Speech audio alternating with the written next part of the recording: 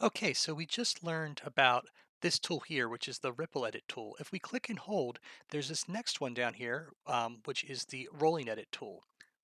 And what this allows us to do is if we click over top of an edit point, like right here, and I drag, you'll see that now I'm moving that edit point.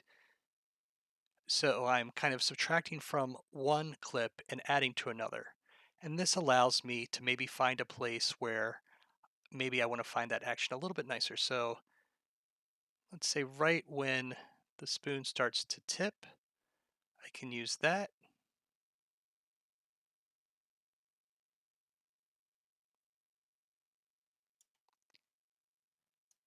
And now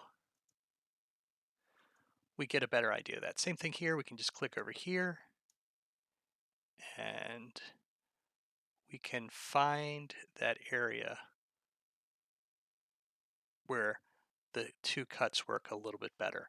That's using the rolling edit tool here, or you can do that by pressing the N key with no options. In the next section, we're going to talk about the audio here and how to fix that.